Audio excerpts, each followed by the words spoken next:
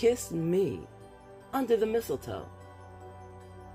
Does that title have you thinking of holiday books and holiday movies? Does a Hallmark Channel come to mind? Or possibly your favorite author writing a holiday book? Well, for me, I understand. The holiday season, the winter season, is fast approaching, and there are lots and lots of readers out there who, during the holiday season, read nothing but holiday romances. So, this video is dedicated to writing a holiday romance. No matter the season, no matter the holiday, no matter the festival, no matter the religion. And here is what Harlequin Romance has to say. One of their editors is talking about the subject, and as we all know, Harlequin Romance has cornered the market on writing romance novels in all genres, for all seasons, for all times of the year. Carly Byrne, Harlequin's historical editor, has this to say on the subject.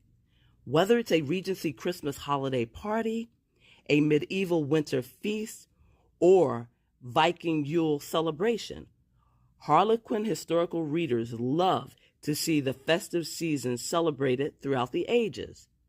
But we'd also love to see a broader range of religious holidays represented in the series. Hanukkah, the Jewish holiday, Diwali, the Indian celebration of lights, Eid al-Fitr, the Islamic celebration, and more. So, if you've got an interesting historical holiday romance to tell, we'd love to read it. Harlequin Romance and the Harlequin brand has cornered the market on romance novels, on writing romance novels, on gaining the attention of a huge audience in all of their categories.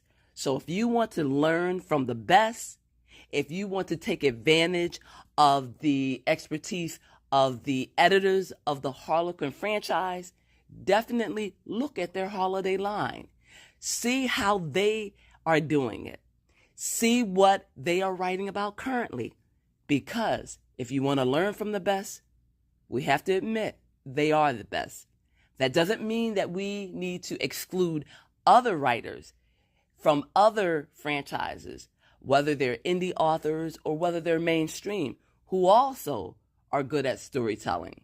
But if this is your first novel and you want to get it right, I would start with Harlequin Romance.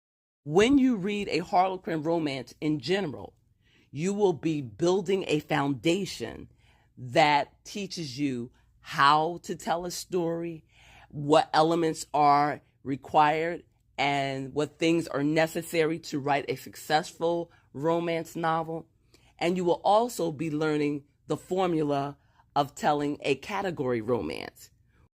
Category romances are usually 200 pages long and about 50,000 words long. And they usually are published monthly, and they are in a sequential order, starting with 1 and going on to infinity. And they usually have a set way of telling a story.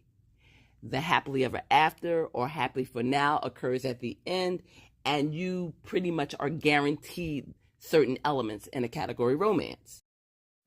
I'd also like to suggest, before you begin writing your holiday romance, definitely check out the different movies out there that deal with the holiday season. Go to your favorite channel, whether it be Hallmark, whether it be Life, whether it be BET.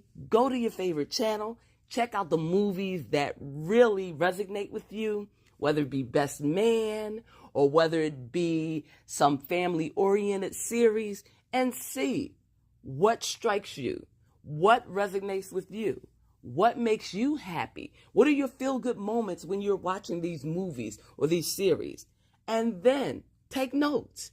Take notes and see what works and what doesn't work, what stories have been covered and what stories should be covered. And once you are armed with all that information, then you need to take it one step further and find out what you actually need to know in order to write a successful holiday romance. According to Jenny Bayliss, the author of A Season for Second Chances, which is a novel that takes place in a seaside village around the holiday season, she says there are 3 tips for writing a holiday romance novel. 1, make your holiday a character. I think the first thing to consider when writing a holiday romance is the holiday itself. It doesn't matter which holiday or season it is, but you've got to feel it. The story has got to be enveloped in it, almost as though the season itself is one of your characters. After all, the holiday pushes a lot of emotional buttons within us. They're like an outspoken relative who either brings out your Baja humbug or your Tiny Tim. The author Jenny Bayliss goes on to say, my holiday romances tend to center around winter and Christmas because for me, the chilly season has never lost its magic. A part of that magic is the comfort I find in the traditions embedded within the holidays. And those warm, sparkly feelings are not limited to Christmas. Gene Meltzer's The Matzah Ball is a Hanukkah romance which skillfully evokes all the holiday feels, the wonderful food, complicated loving families, romance, and the kindness and hope we all want to feel in a holiday read. So, this holiday in which we set our romance is not just one type of holiday. It is almost its own entity, a feeling, a spirit, unspoken yet palatable, and having many names to many people. And it is the spirit of this holiday, whatever its name, that we as writers need to try to invoke.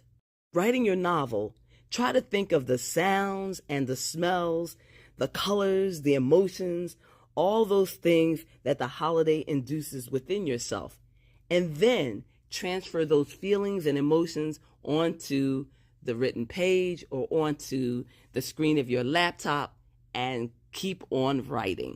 The second tip in writing a holiday romance is to keep it real, but obey the rules.